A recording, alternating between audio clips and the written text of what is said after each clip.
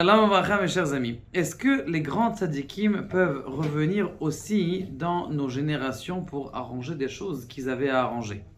Eh bien, regardez cette histoire extraordinaire qu'il y avait au Yémen. Il y avait un couple qui n'avait pas d'enfant. Ce couple qui n'avait pas d'enfant ont pleuré de toute leur force, de toute leur âme pour avoir un garçon. Baruch Hashem, ils ont eu un garçon et le père, quand la veille de l'accouchement de sa femme, il lui dit: écoute, sache que il y a une grande neshama à l'intérieur de cet enfant, c'est le Rav Berona. Alors après, Bezrat Hashem, on va voir pourquoi est-ce que c'est le Rav Berona, en fonction de la vie qu'il a eue et l'histoire qu'on a racontée, et des paroles qu'il dit dans la Gemara. Eh bien, cet enfant-là, il grandit, il est tout le temps au Beth Knesset, et son père, Lo Alenu, un beau matin, il sent des choses qui vont mal, et il dit à son fils: écoute mon fils, je ne sais pas si je vais pouvoir être ta Hatuna. Et Lo Alenu, il perd, et il s'en va de ce monde-là. Et il dit à son fils: écoute, maintenant c'est toi qui es responsable de la maison. Moi, il n'y avait que sa mère. Mais ce garçon, il était tellement accroché à la Torah, c'est que le lendemain des Shiva, sa mère, elle lui dit: écoute mon fils, je sais que tu es attaché à la Torah, mais ton père, il a une affaire. Il faut que tu viennes, voilà, prends toute l'affaire de ton père. Il va au marché, il va essayer de chercher quoi faire. Il voit que celui-là, il ment, l'autre, il jure pour de faux, l'autre, il achète n'importe quoi, l'autre, il revient, bredouille. Il dit: alors mon fils, il dit: écoute, je les ai vus, un il ment, l'autre, il ne savait pas quoi faire. Il essaye le lendemain. Et il y a un problème. C'est quoi le problème? C'est qu'il y a un monsieur qui est, il est niftar. Et ce monsieur-là, il est parti de ce monde-là, il n'y a personne pour l'enterrer.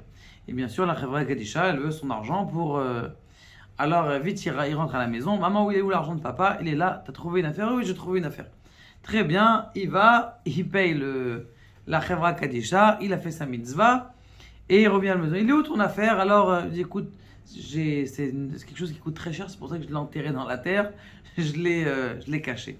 Bon, les beaux jours avancent, et il essaye encore comme ça de faire des affaires, mais il n'arrive pas, sa neshama, elle est trop versée dans la Torah, et il veut étudier la Torah tout le temps. Un beau jour, il voit quelqu'un qui est dans la rue, et il lui dit: qu'est-ce que tu fais? Il lui dit: ah, voilà, je travaille, moi aussi, j'aimerais bien travailler la terre. Comment on fait? Je ne sais pas comment faire. Au moins, c'est quelque chose qui est pur, quelque chose qui est pas, c'est pas du business, c'est pas des choses qui sont pas claires, pas nettes. Je voudrais faire ça. Il dit: écoute mon fils, d'abord, avant de commencer à faire du business, il faut que tu trouves de l'argent. Il faut que tu trouves une femme. Il faut que tu trouves une femme. Et la femme que tu dois trouver, c'est une femme qui habite à tel et tel endroit qui est très loin d'ici. Alors, ce garçon, il n'avait pas compris, mais il a senti que cet homme-là, il est très bizarre. Et donc, il finit par découvrir que cet homme-là, c'était qui? C'était Eliyahu Hanavi. Qu'est-ce qui se passe? Il s'en va, il va voir sa mère, il dit: écoute maman, quelqu'un qui m'a dit d'aller faire une affaire quelque part, et il faut aussi que je me marie, tiens, je vais dans cet endroit. Très bien. Il arrive là-bas, Eliyahu Hanavi, il vient en vieil homme dans dans le rêve à cette fille-là. Il dit: écoute, il y a demain quelqu'un qui va venir. C'est un garçon extraordinaire, il faut que tu te maries avec lui. Ça, il avait son zivouk de Mina Shamaim. Eh bien, c'est ce qui se passe. Le lendemain, il arrive, Shalom Uvracha. Lui, il dit: c'était une famille où il y avait 10 garçons et une seule fille. C'est la dernière fille qu'ils avaient. Et donc ce monsieur-là, il était très riche. Il a dit à sa fille: tiens, je vais te donner, allez vous marier, tu as reçu un rêve, Bezrat Hashem, magnifique. Ils font le mariage, 7 jours. Au bout de 7 jours, Eliyahu Hanavi vient le voir et dit: comment ça se fait que tu n'as pas étudié la Torah même une seconde? Pendant 7 jours, tu t'es amusé avec ta fiancée, tu as oublié la Torah pendant 7 jours. Il dit: oui, c'est vrai, tu as raison, Rabbi, j'ai complètement perdu. Il dit: écoute, tu as été Nixar Mina Shamaim, que tu vas être 7 ans en captivité. Il a dit: écoute, si c'est comme ça, Ani Mekabel Alatzmi, je suis d'accord. Il part avec sa femme, et dans le chemin, ils se perdent. Lui et ses serviteurs, ils se perdent. Ce qui se passe, c'est que il dit à sa femme: il dit: écoute, je vais aller chercher de l'eau. Il va chercher de l'eau, il y a un bateau qui passe. Il dit: écoute, c'est maintenant le moment venu de partir.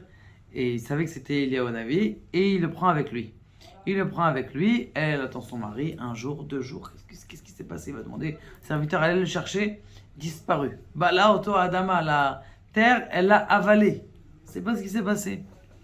Bon, 5 ans plus tard, elle a décidé, elle a dit à ses serviteurs, allez planter sur ces contrées-là, planter des. Elle a commencé à faire fructifier la terre qu'elle avait autour. Elle a commencé à vivre parce qu'elle avait honte de retourner chez son père avec bredouille, alors qu'elle n'avait pas de mari, rien du tout. Maintenant, regardez quelle émouna c'est cette femme. Comment est-ce que pendant 5 ans, elle dit rien, elle se plaint pas, Kadosh Baruch Hu. Son mari qu'elle aime tellement, il est parti. Maintenant, il y a un moment où il y a des péniches qui passent sur ce bateau. Et qu'est-ce qu'elle voit? Il voit son mari arriver. Elle dit, regarde, je suis arrivé, je sais que tu es là, mais tu sais, alors viens, je te rachète. Il dit non. Eliyahu Navi m'a dit que pendant 7 ans, je dois partir, ça fait que 5 ans.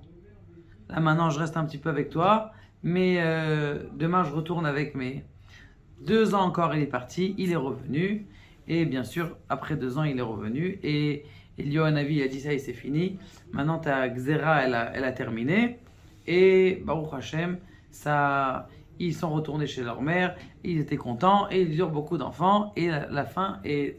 Maintenant, ce qui est intéressant de savoir, c'est pourquoi c'était le Gilgul de Rav Berona. Je regardais dans dans toutes les Gemarot où Rav Berona y figure. Il y a une histoire où Yehoshua, il y a un grand malach qui vient le voir. Il vient lui dire, je suis venu ici parce que tu as fait 2 Averot. Toi, Yehoshua, oui, moi, première fois, tu as laissé les femmes, tu aurais pu renvoyer les guerriers à leur maison pour qu'ils puissent aller avec leurs femmes. Première chose. Et deuxième chose, tu n'as pas étudié la Torah. La même Tahana qui lui avait dit à l'époque. Un en rapport avec le mariage et un en rapport avec le... Et ça, c'est ce que Rav Berona il a dit. Il a rajouté encore Rav Berona. Il a dit, il ne faut pas dormir dans un endroit, dans la même chambre où il y a un homme et une femme et ils dorment.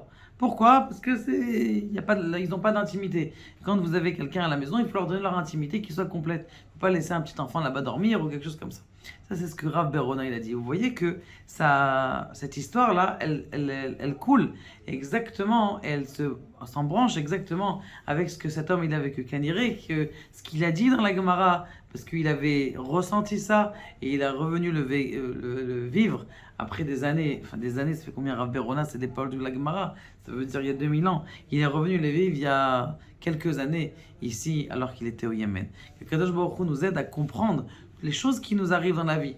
Elle a eu le mérite de voir Eliyahu Hanavi. Mais nous aussi, on a des messages que Kadosh Baruch Hu nous donne tous les jours et il faut comprendre cette émouna que Kadosh Baruch Hu nous aide. Baruch Adonai, le'olam et